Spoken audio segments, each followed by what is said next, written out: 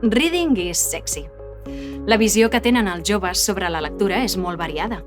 Hi ha joves que consideren que la lectura és quelcom friqui, com potser un hobby dels 7 ciències, o fins i tot alguns pensen que pot donar una imatge d'interessant, sexy, de qui llegeix. En definitiva, hi ha moltes visions i opinions sobre la lectura i dels lectors i lectores.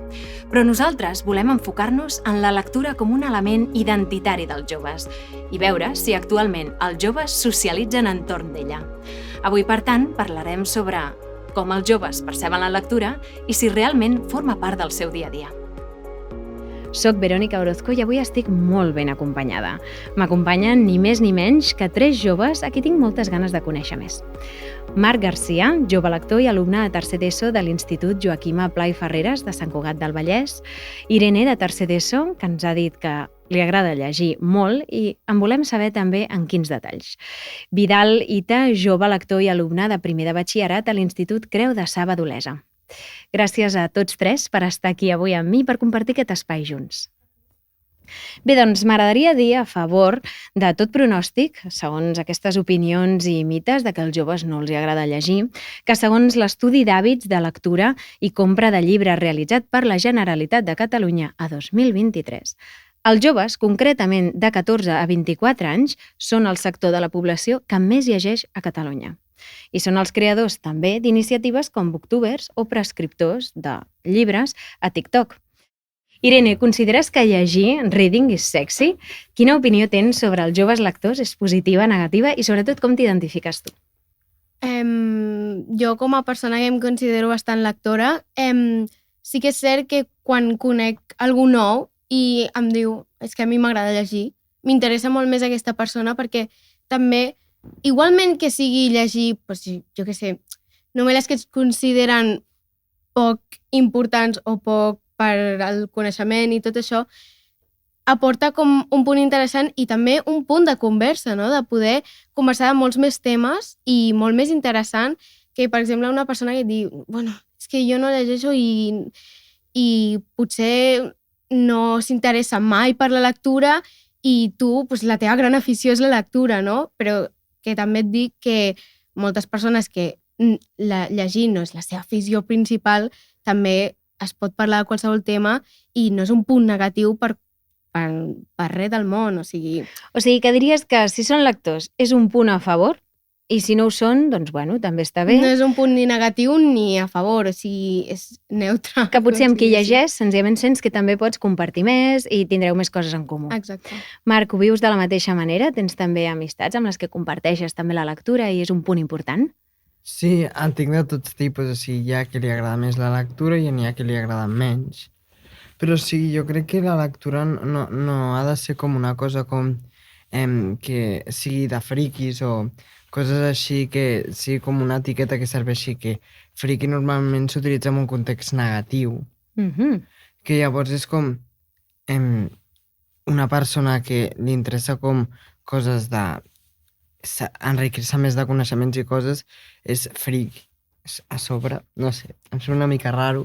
I també a mi com m'atrau més una persona que és lectora, perquè ser lector, si ho fas com així perquè t'agrada i perquè et mou, inclou moltes més coses que no només assentar-se i llegir un llibre. Com potser això també diu alguna cosa de com ets i de com potser et relaciones i et pot fer un spoiler de com és aquesta persona.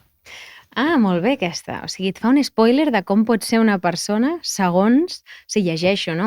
Comparteixes el mateix, Vidal? Tu també tens, diguéssim, potser aquesta perspectiva quan coneixes algú, si li agrada llegir més, menys? Sí, jo trobo que com en l'època en la que estem, que la lectura costa cada cop més fer-se en un àmbit de goig, no? Per passar-ho bé, per passar el temps, no et poses a llegir. El fet de que parlis amb una persona que consideri que li agrada llegir, que prefereix llegir abans que fer altres coses, et demostra que té un punt de concentració, de ficar-li ganes a les coses, esforçar-se en coses. I de cara a conèixer una persona més, doncs home, sí, si li agrada llegir, saps que es pot esforçar, es pot concentrar. Molt bé, i fins i tot esforçar també en una amistat.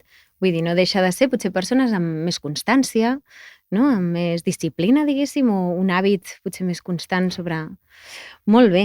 I Vidal, tu quan parles, per exemple, en el teu grup d'amics, parles sobre lectura, parles sobre el que esteu llegint? Llegiu en comú algun llibre o alguna cosa?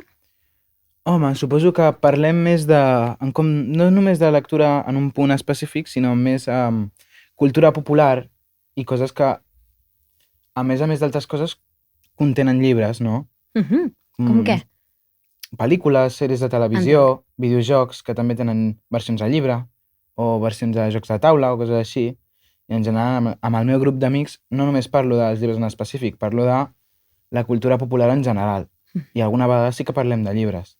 El que potser considero que soc una mica l'excepció, perquè també és veritat que moltes de les persones que conec i que van amb mi a classe, doncs potser no gaudeixen tant dels llibres i no parlen tant fora d'horari escolar. I vosaltres, Marc, Irene, compartiu en el vostre, diguéssim, grup d'amics potser... O alguna lectura, per exemple, amb una amiga o amb un amic, la mateixa lectura en paral·lel? Bueno, jo he de dir que tinc un grup d'amics que es podria considerar lector, però la cosa és que cada persona llegeix una cosa completament diferent de totes. I llavors, doncs, un llegeix només llibres sobre ciència, l'altre li agraden els còmics, l'altre els llibres doncs, més així, novel·les curtes. I trobo que igualment que hasta doncs, temes completament diferents, crec que en conjunt, o sigui, podem parlar de llibres perfectament i en absolut llegir llibres et fa un friqui de manera negativa. Al contrari, et fa pues, una persona, això no, que ha dit, que tinguis més atenció o més concentració en llegir. I en el que has dit tu, jo m'he estat llegint una saga de llibres amb una amiga meva i les dos tenim punts diferents d'opinió en aquesta saga per diferents motius i trobo que això també és com una experiència bonica. Molt bonica, sobretot compartir diferents punts de vista i que segons com això us porti com a compartir molt més al final que la lectura, conèixer-us, compartir una amistat. I tu, Marc, com ho vius? Has compartit potser alguna lectura amb algú? No, jo no he compartit lectures amb amics, però sí que, com la Irene, la gent que tinc al meu voltant, com llegeix. Sí, i llegim coses bastant diferents, ens agrada a vegades parlar, discutir a vegades de quin és millor, pues, però és com també, és xulo com que aquest sigui un tema, el de la lectura, que sigui guai. Potser no és el tema més gran als meus amics, però només que hi sigui, jo crec que ja és com, vale, estem fent alguna cosa. Estem fent alguna cosa. Molt interessant. Quan surt, per exemple, la pel·lícula d'un llibre, a vosaltres què us genera? Vaig a veure-la de cap o no, jo prefereixo haver-me llegit el llibre i ja m'he fet la idea de què va el tema.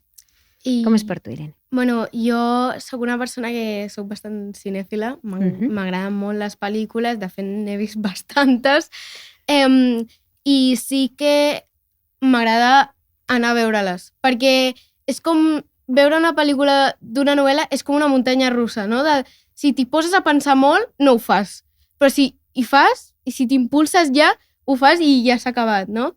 I també una cosa que m'agrada molt és quan una persona i tu us heu llegit la mateixa novel·la, veure junts la pel·lícula. Això t'anava a preguntar, amb l'amiga que has compartit la novel·la, si sortís la pel·lícula, no seria motiu ideal de dir allò que vas dir que tant t'agradava, mira aquí com ho han fet. Pues sí, i totalment. A més, com és una saga, si sortissin totes de cop, ens les veuríem totes i segurament acabaríem fent un debat fins a les tantes. Carnet de biblioteca i carnet de cine. Sí, exacte. Jo també sóc d'aquestes. I tu, Marc, com ho vius, això? Si surt la pel·lícula, què et genera? Vols anar-ho a veure o...? Jo no sóc dels que aniria primer perquè a mi les coses abans de com que me les expliquin, pues em fan una mica de pal, però si m'ho expliques i com llavors hi ha gent que ja l'ha anat a veure, doncs em fa una mica d'enveja. Llavors dic, pues, l'he d'anar a veure. L'he d'anar a veure. O sigui, és aquell moment que ja quan t'enteres, no?, que els amics que l'han vist... No pot ser que jo no la vegi, ell sí. Però una pregunta, si surt abans d'haver-te llegit el llibre... La vaig a veure abans. Igual? I tu? Sí. I tu, Vidal? Sí, crec que també em veuria abans la pel·lícula. O sigui, abans la pel·lícula, tot i que tinguessis el llibre. I després us llegiu el llibre? Sí. No. Ah, veus, aquí hi ha opinions diferents. Vidal, Irene, vosaltres sí, us llegireu igual el llibre. I tu, Marc, per què no? Perquè em faria pal, segurament. Però després, si me'l recomanen, potser sí que el... O sigui, tu ets de recomanacions, eh? Sí, jo segueixo bastant la corrent. Ah, bueno, però després vas tenir la teva opinió, que veiem que la tens. Sí. Ells han dit que sí, tu has dit que no. Vidal, com vius tu aquest punt una mica quan veus la pel·lícula i no t'ha agradat? Quina és la teva sensació? És ojalà no l'hagués vist o s'ha d'acceptar a la vida, hi ha coses pitjors? Bueno, si veig la pel·lícula del llibre i no m'acaba d'agradar, doncs... Hi ha una pila de sagues que tenen una pel·lícula dolenta i sempre el que fan els fanàtics, si és molt dolenta, l'acaben posant sota la catifa, no? I Les crítiques acaben fent de les seves. l'acabes oblidant si és molt dolenta, però sempre... Inclús si t'agrada un llibre i fan una pel·lícula i és molt dolenta, al final, per molt dolenta que sigui, acabes agafant-li alguna de carinyo de dir home, per almenys ho han intentat. Oi, mira, aquesta. La compassió, que no falti. I avui en dia hi ha molts booktubers, hi ha joves que prescriuen llibres en TikTok. Com viviu vosaltres i com d'important és el paper d'aquests joves booktubers i en TikTok? Què en penseu? En seguiu? Els feu servir? Arrel de que recomanin o no un llibre, el llegiríeu? A mi aquest concepte de booktuber, no sé si ho he dit bé, a mi personalment sí, és una cosa que no m'agrada.